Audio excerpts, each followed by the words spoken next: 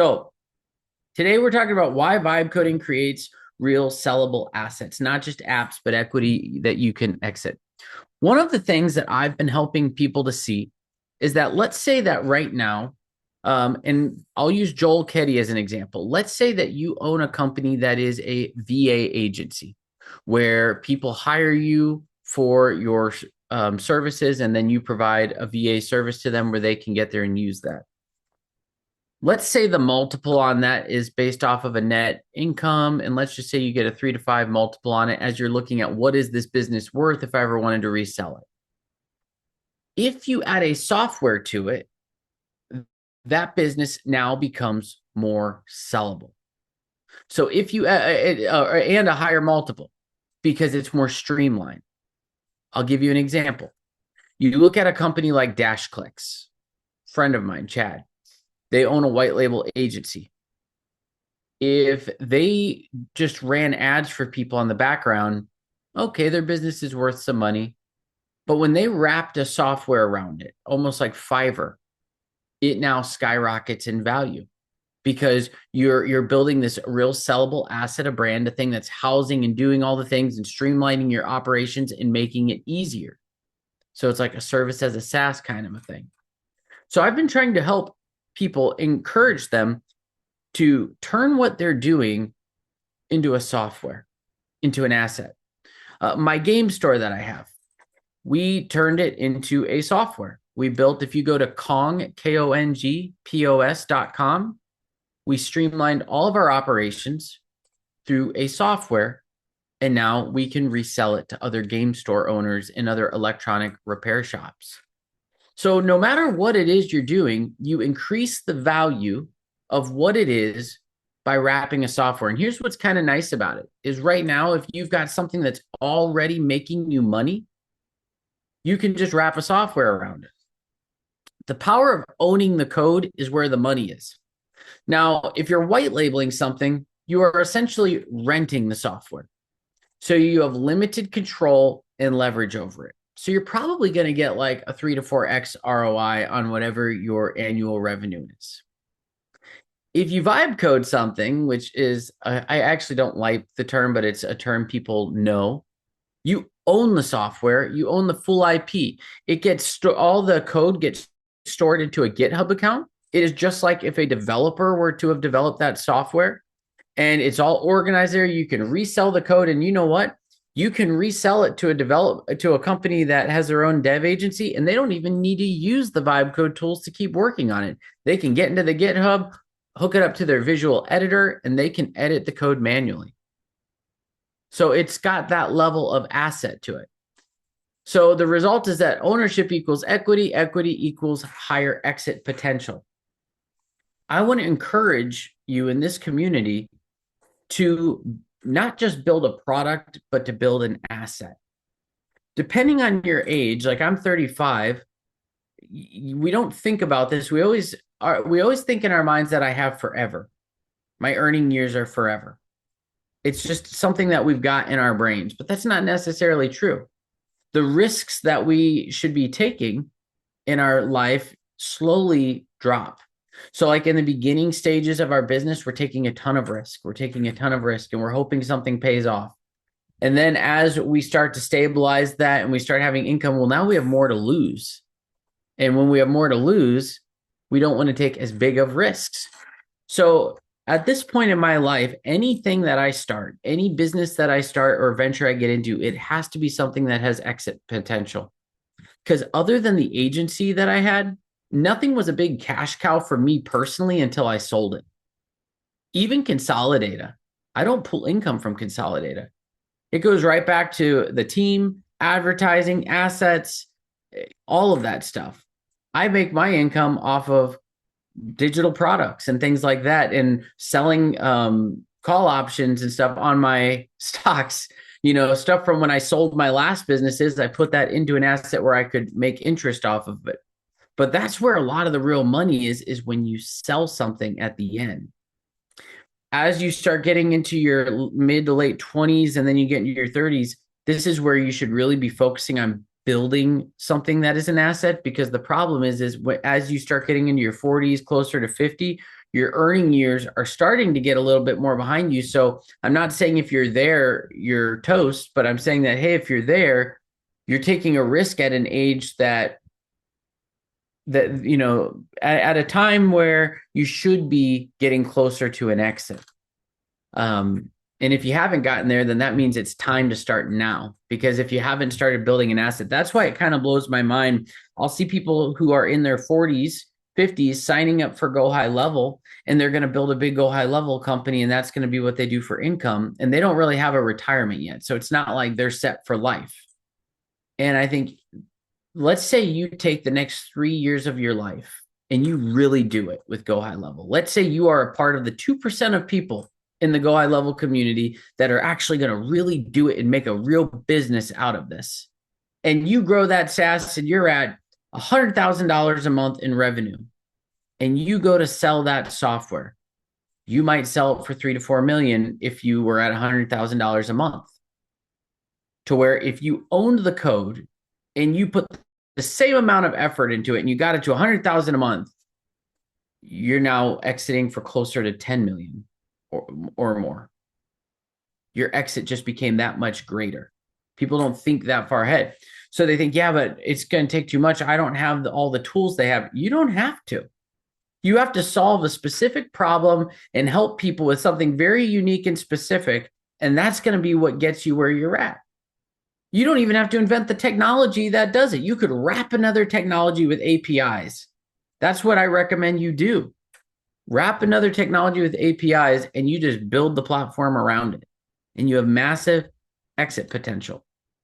So this is just some quick exit math for you guys. Same revenue, radically different outcomes. So if you have a white label SaaS and you have users and revenue, but you don't own the code, you're going to get 2 to 3 times gross revenue. If you own the SaaS, code, IP, users, operations, now you have an 8 to 10 times the annual reoccurring revenue. So that's why I wanted to go through this 3-day workshop focusing on this first, because one of the core things you're going to hear over the next year is it an asset? Is it something that we can resell? Because that's basically how my brain works now, is creating assets that I can resell. For instance, I sold Lead Carrot 3 years ago. I just bought it back. Why? Because it's got great SEO value and they killed the company. They basically killed it. It's almost like starting over revenue-wise from scratch, except for a brand that's already got SEO value and has been built up a little bit. So in my mind, it's an asset. I'll be able to flip it again in maybe 2 years. I'll be able to sell it again. And you might build 5 to 10 assets and only be successfully crushing it with 3 of them. But that's the nice thing about vibe coding, is that you can know within about 3 days, you can have an MVP live, and then you can start trying to sell it. And if you're just not catching traction, it's just not working, then you can just can it.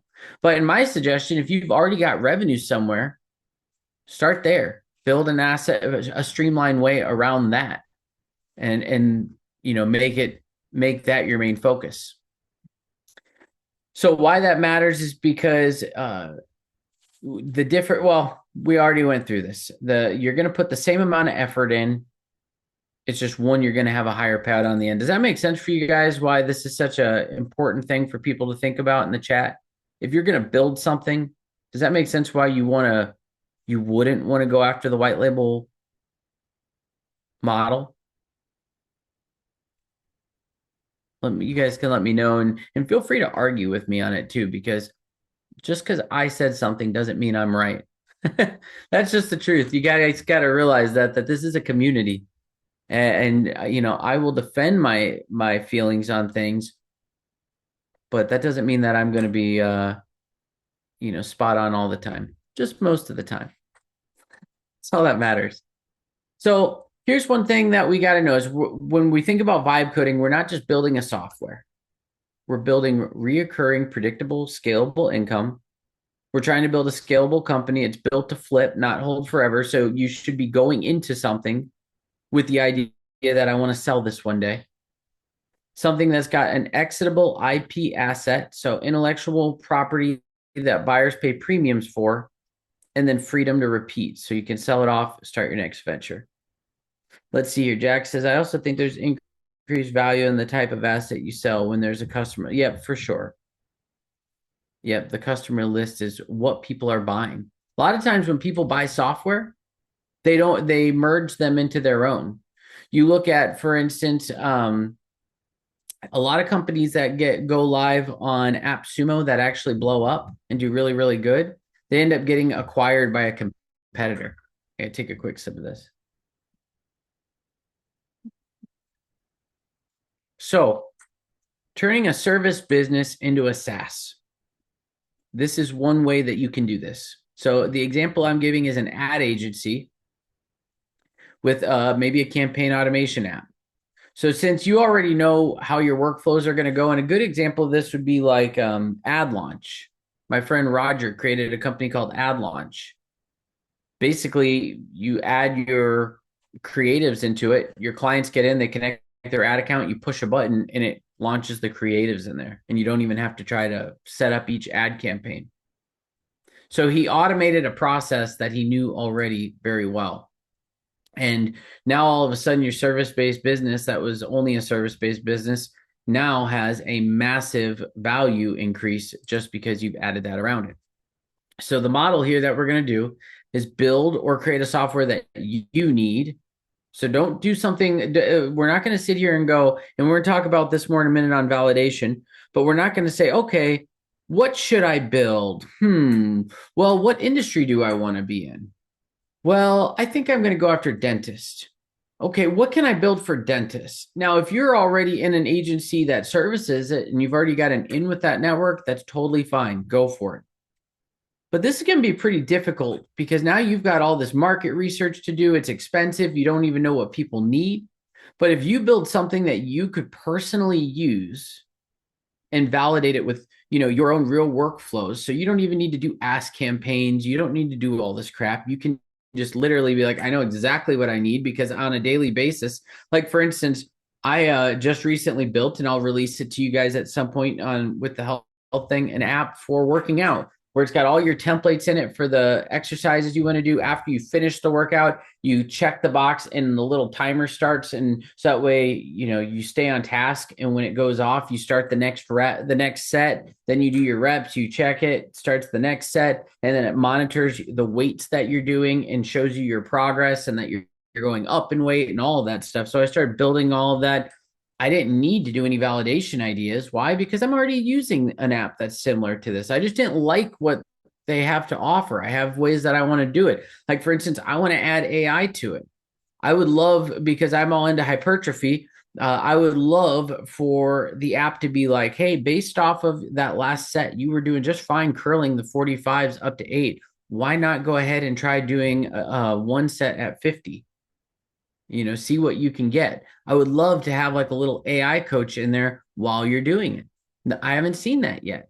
That would be sweet. No one's done it, so I'm going to build it. And the nice thing about building stuff that you can use is you're personally getting experience building software, but also you are going to use it yourself. So even if it takes a little while for it to really take off, you can use it. If worse comes to worse, you put it on Flippa. Go to Flippa and take a look at softwares that have zero revenue and they're still selling for $5,000 to $10,000 a month. If worse comes to worse, you build something that works, you couldn't figure out how to get users for it, you go put it on Flippa and sell it at a ridiculously affordable price for people. Somebody else will want to buy it. Somebody else will want to use it. I sold one software on Flippa already, which is pretty cool. I also sold Spam Likely just to somebody who came through the chat and said they wanted to buy it, which was incredible. So I've now sold 2 software companies that, in one of them, I built in 6 hours with software. Just so you know, Spam Likely took between 6 and 8 hours and in total brought in over $120,000 in revenue. I built it while I was sick. And if you factor in the users that I sold it to and the company that bought it from me, about $120,000 in revenue is what that generated, which is pretty incredible for 6 to 8 hours of work. So, how do we go through this idea validation MVP plan? So, the only software worth building is the software you'd pay for yourself. So, if you're not going to use it yourself, don't even think about building it. This is reemphasizing that idea. Now, what's cool is if you have a company that is, for instance, let's say that you're a service-based business and you're building a software around it, you know exactly what you need to streamline your operations. You know all of the things that you need to streamline your operations. So you build all of that, and then you build what your user interface, what you want that to look like. And now you've just not only have you increased the value of your business, but you've just made your life so much easier. You've just made everything so much easier. So build what you need and solve your problems first. I want to take you to Consolidator real quick. When I started Consolidator, I went on Canva and made a mock-up of what the software would look like. One page. And I went into my lead care group, or no, my agency knowledge group. I posted it and I said, hey, we're selling lifetime access to this. We started building this, which we had already started the building process with meeting with developers. Like we hadn't laid down any code yet, but we went through the mapping out process. We just started building this, and for anyone who buys the lifetime deal, it'll be done in January, and it's $1,000. We sold 40 of them, just over 40 of them in about 2 weeks. So I had over 40,000 something dollars. So I was building it for me. I was building it for me because I had a client that they had 6 or 7 different softwares. The name of the company, not Helia, I'll remember it in a minute. It was an Amazon software company. And basically, all I had to do, they wanted all of their metrics poured in for their dashboards. And there's tools out there that could do this, but it kind of got expensive. So I'm like, I'm just going to build it. I wanted to go on a Google Sheet. It did one simple thing, took a snapshot of the data in that moment and plopped it into a Google Sheet row. That was what Consolidator started at. We sold over 40,000 on that idea, and we launched it. We went to work, we built it, we launched it, and people kept buying it. We kept showing them the tool, and then it turned into a dashboard builder because people wanted the dashboard builder, and then it turned into all sorts of stuff. Carbon 6, that was the name of the Amazon company. And so that's how we validated the idea. Now, here's the next thing. The easiest person to sell to, people aren't going to like this, to people like you. Think about it. If you don't have to do an ask campaign and be like, hey, would you like this? Or, hey, have you ever had this problem?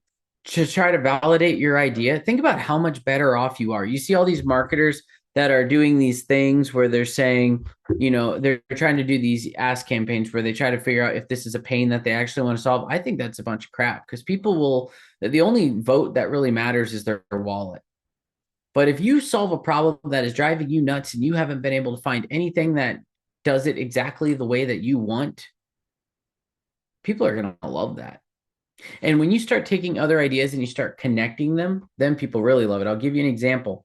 I built a tool that it is kind of like Trello for a project manager, but you know what it had is it had AI built into it to where you could create AI employees, and then you could assign the Trello, the task card to an employee. It would fulfill on whatever the tasks were that it had the skill set to built into it to fulfill.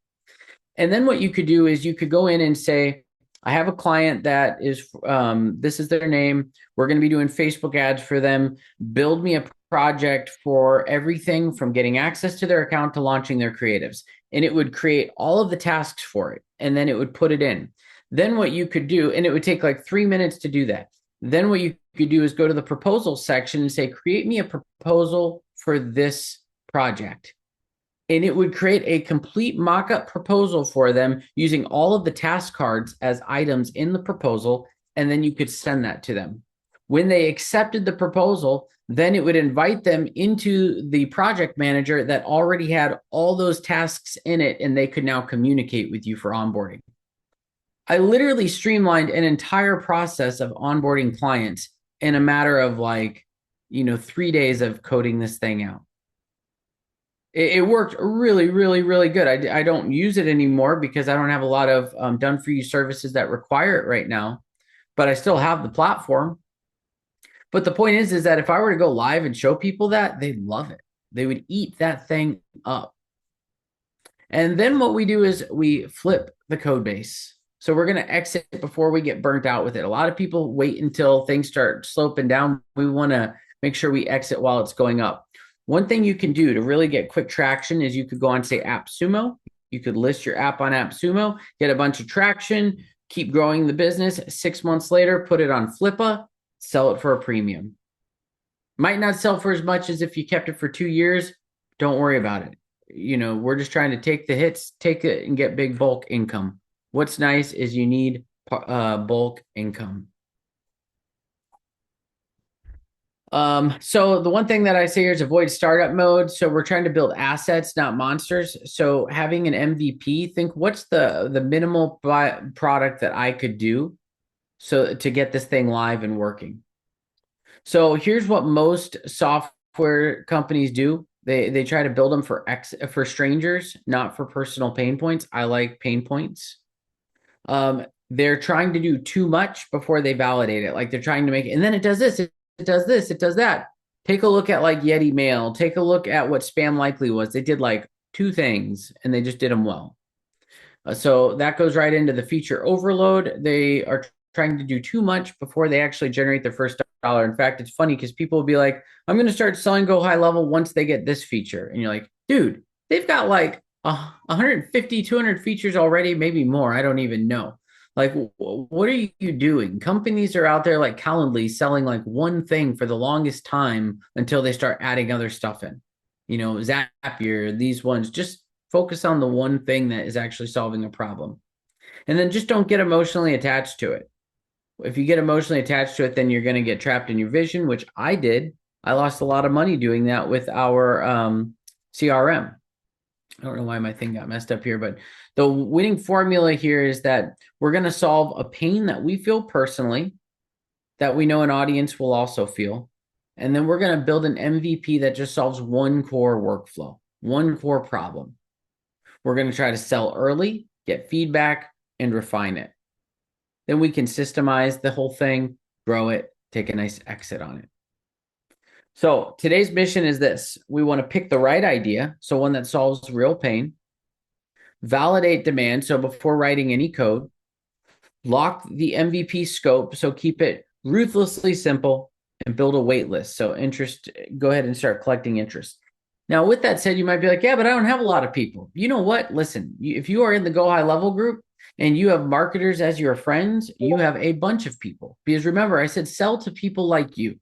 So that means that you can do this with or without a big audience. I kind of hate the word being like a big audience. I don't believe hardly anyone is in the audience just staring at me, waiting for me. I'm not that big of an influencer. I don't have that kind of pull. I hate saying, oh, you're in my audience. You're not my audience. You're my friend. You're my network. You're people, but I built something cool that you want to buy, that you're interested in. And you know what? There's something that you might do that's really cool that maybe I want to buy too. So we have to kind of get out of this mindset, even though I know it's a term that we use for ads of like, I can't sell this because I don't have an audience. Now, if you've got like a community of people following you, that's different. Okay, that's your audience. You don't need it. So I'm doing that so that way we can quickly overcome any objections that people might have about getting started with something like this. So let's get through our first part here, which is idea mining. Coming up with our idea. So great ideas come not really from like a brain session where you sit there and you just think, or going after these AI hype trends, cool, true fantasies, but it's coming from repeated pain inside your world. So problems that you are facing on a weekly basis. That's where it comes from.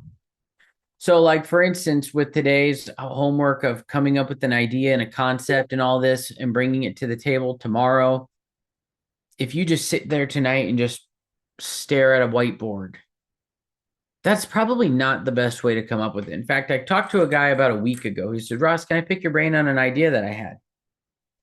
And I don't want to share his idea, even though it wasn't that great of an idea, because if he ever watches this, I don't want him to think that I gave away his idea to everybody and then someone goes and builds it and he makes all this money. But he told me his idea and I was like, I can do that just with ChatGPT. I don't need to pay you for that. And he was wanting to put a premium price on it. Yeah, well, other people might not know that. Hmm. If you're banking on other people might not knowing it, it's a short-lived idea.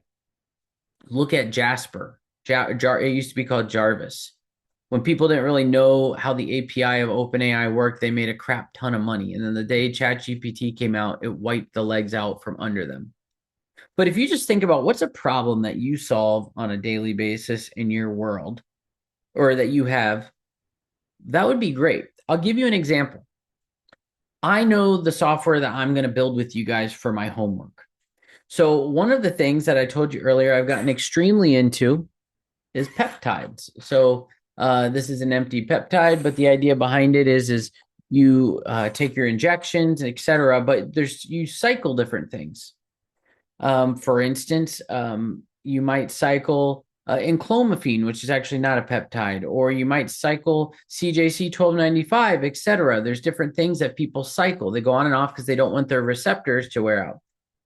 There's a couple apps, but nothing that is that great for managing, when you took your doses, when you should go off of it, when you've reached a steady state of it in your system, what the half-life is, so you can actually see what that steady state is. There's really nothing that gives you good visuals on that and what's in your system at any given point. So I'm always sitting here with, figuring it out on calculators and sheets. And so that's the problem I want to solve in an app during this 3-day workshop. I'm going to build a software for managing all of the supplements that you're taking. So that way we can see what we've taken, what's in our system, what's the half-life on it, what's getting out of our system. Wouldn't it be cool if at any given point I could look at a graph and be like, I still have this much of this in me. I have this much floating through, to me, that would be great. And then that's going to help us manage our cycles and what we're doing and when we go on and when we go off of something. So I wanted to do that. So that's what the problem I face weekly. That's what I'm going to build. Do I care if anyone buys it? Not really, because I want to use it personally. And those usually end up being the best kinds of softwares. And I'm in a ton of peptide communities right now. And I know if people see that, they're going to love it. They're going to want to do it. Like I've been really, really hitting it hard on Reddit. I'm in Reddit nonstop, more than I've ever been. And I'm getting a ton of traffic from things off of Reddit. So that's going to be my go-to plan here. So types of problems that print money. So eliminating repetitive manual work. Think Zapier. That's sticky and makes people money. Revenue increase. This helps customers make more money. I will say a downside to this is it has higher churn, because if they don't make more money, then they will churn. Compliance. So reducing legal or regulatory headaches. So like we just launched Simple 10DLC, helps people get A2P registered within like 48 hours if they fill it out. That's my lead in. That is my go-to thing to be able to get rolling on that.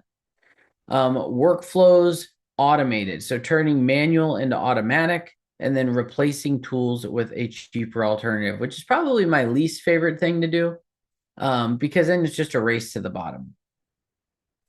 Jack says, are these apps or full PC-based softwares? They're cloud-based apps that you could use either in your PC browser or in a mobile phone. And there are softwares out there that you can literally take your mobile-friendly app, put it in there, a mobile-friendly version, and it'll create an app out of it, and you can publish it to the App Store and Google Play Store. There's one that I was using called, let's see here, Applify or App something. Let me take a look. I can't even remember what it was. I paid for it 2 days ago because I'm in the process of doing my first one. I'll find it.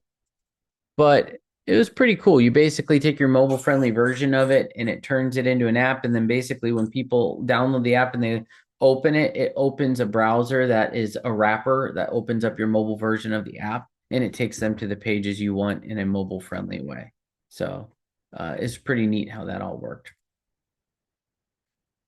So the bottleneck test. If I had this tool today, would I use it weekly, and would it save or make me money? If the answer is no, discard that idea immediately. Don't even think about it. If you wouldn't use it regularly, no one else is going to. And if you wouldn't use it regularly, you're not going to be passionate enough about it to sell it. Nobody else is going to want it either. So here's a little exercise that you guys can do. If you're, and you can screenshot this, save this for homework, do this tonight and bring it back to the table tomorrow. But the first is write down 3 things that you do manually every week that kind of piss you off. That's one of the things that Consolidator really does well is it helps people with reporting dashboards. And that a lot of people do manual reporting to this day. And so we solve that problem for people. Also, just business annoyances. So things that frustrate you on a regular basis that you could solve. 3 is create a wish list. 3 tools that you wish existed that don't exist yet. And then repeated workflows, things that you do for your clients in your life on a regular basis that you just would like to replace. That's the one that I'm constantly trying to figure out peptides and this and that and blah, blah, blah, blah. And so that's why I'm like, I'm going to save myself quite a bit of time by building this out. So how do we validate before building? Well, you don't have to code anything because you might not be a developer. You don't need developers. All you need is a validated idea. All you need is some copy on a Facebook post for all that it matters. So let's say that you make a post on Facebook and you say, hey guys, I got a question for you. I just started. By the way, if you've started to go through the process of building an app, but you haven't laid down any code yet, you've just been making documents and things like that. Have you started the software yet? I'd love to see what you guys think. Let me know in the chat. Have you started the process of building a software? If you start going through documents and writing down your ideas and you start getting your organized ideas together. So Jack says no. Kim says yes. We got 50-50. Let's keep going, guys. I want to see what you guys think. I'm building a couple. Okay. So I would personally lean towards Kim and say yes. And the reason for that is imagine that you just started building a house. You go to the contractor and he's laying out the blueprints and you're so excited. You've got the loan dialed in for the home and you've got everything worked up. And now you're going through the blueprint before you break ground. And so you're meeting with the builder and you're going over blueprints and then you bump into some friends and they say, oh, what are you doing? Are you thinking about building a home? Or are you actually building the home? You're building the home. You've already started the process. You've already got the money laid out. You've got everything going. You're just in the process. So I would venture to say that the research part on the front end is a part of building it. In fact, when developers are laying down code, they spend like before AI existed, they will spend a week or more mapping out the schema of the database, all of the stuff the way that they're going to do before they ever lay down a single line of code, because that's what it would take for them to do that. It doesn't take that anymore. So if you are like, I'm going to build this, then you can go on your Facebook and say, hey guys, I have a question. Or you don't even have to say a question. You can say, hey guys, I wanted to show you something that is awesome. So if you're anything like me, you probably take and you take your health serious, peptides, etc., all of these things. You know that it is very difficult for us to manage what is in our system at any given time. If you're doing cycles on things, you're trying to figure out the half-life, if you've reached steady state, and you're trying to manage your health, and you're just doing it based off how much is still left in the bottle. I just built an awesome app that allows you to not only track what you're taking, but it helps you to track your cycles and to see in your body what the buildup is at any given point. So that way you can optimize blah, blah, blah, blah, blah. I've already started this. If you, it will, you can say it's going to be finished in 60 days. If you would like to get access to a lifetime version of it, I'm going to run a lifetime deal on it for blah, blah, blah. If you are interested, type hashtag lifetime deal and I'll send you a link. Now, people start buying it from you. You now go to work and you build it and you meet that deadline. Now, let's just say one person buys it from you and no one else does. What do you do? What do you guys think you do in the chat if you just didn't get anyone to buy it from you? Flippa, you could do that. It's going to be a lot of time that you put into it. You just refund the person and say, hey, I'm sorry, we decided to go in a different direction. But here's your money back. And thank you so much for supporting the vision. As you see stuff coming out in the future, at least you know that if for some reason something doesn't work out, we aren't going to hold anyone high and dry. You'll build trust with them that way. Now, if you do that too much, you're probably not going to do well. The other thing is you have to take into consideration your network. If one person buys it from you, but you have a very small network, maybe that was enough to validate the idea. Go build it. You got to take it all in context. But the other thing that can happen is like right now, my Facebook reach has sucked. If you look at my post from January, February, March, they would get 90 to 150 comments, people going nuts over stuff. Right now, like it is scraping the bucket. I don't even know what in the heck happened, but my Facebook reach has absolutely taken a dive. So just keep that in mind as well. If someone says I'd use it, that's not really good because it seems like they are, because people get ideas from their friends. Oh, that's cool. Yeah, I'd use that. Unless they're willing to pay for it, you just don't know. I've had people tell me something was absolutely incredible and then not want to buy any of it from me. Made that mistake with my CRM. So the fast validation script here is, hey, I'm building a tool that does this so that people can stop this interested. What would it need to have for you to pay for it? You could do something like that. You could send this to 20 people in your messenger. That would be pretty cool. Otherwise, you could just make a post. One thing that I would say to do is if you're making it in a post, this is great for a message. If you're putting it in a post, I wouldn't say what would it need for you to pay for it. The energy that it emits is insecurity and that it might not be valuable. I have actually found that if you tell someone this is valuable and you explain why, they are more likely to view it as valuable as well. The second you give them the authority to decide if it's valuable, you lose it. You lost the game that way. Does that make sense? That the energy you have to put out is this is what we're doing. This is why it's so cool. This is why it's so valuable. And you want that energy to, pick up, and then people will, feel that and they'll want to buy it as well. If you seem insecure on it, they're going to be hesitant. They'll be like, well, I'll let him build it. And once he builds it, then I'll see if I want it. So you guys don't need 1,000 users. You just need like 5 to 10 people who will buy it live. That's enough. 5 to 10 people. That's enough to validate it. We ended up with 40. I would have bought I would have built Consolidated even if only 4 or 5 people bought it.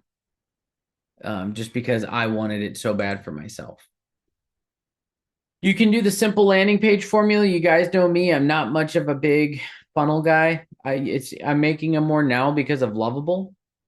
But what you do is you just make a simple page. It's got a mock-up of it, and you can do an email capture if you want. And you can if you're charging people for it, you can do that. Otherwise, you can put them on a waiting list for when it's done.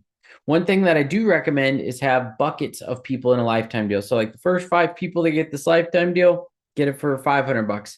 The next 5 people get it for $1,000, and then after that, it's $1,500. That creates real urgency for something because you got no product for people to demo, and so you can do something like that. So when you're coming up with your MVP, which stands for minimum viable product, what you're not going to want to do is put in here, for instance, beta, minimum features, prototype. What you're wanting to do is have the smallest version that delivers the transformation. So I've made this mistake in the past and I've learned from it that if you share too much of the roadmap, people can get disappointed when they get in, where they're like, well, I thought this had like this feature. Oh, that's coming next month. Oh, okay. I guess I'll just wait and come back then. But if they bought it for the feature that, well, and I'm like, but it's working. Like this thing here, do you need it? Yeah. Well, how come you don't need it? Oh, I'm just going to wait till this other thing also is out. Well, why not just use this? So figure out the smallest version of your product that delivers the transformation and focus on that. And that'll get people excited.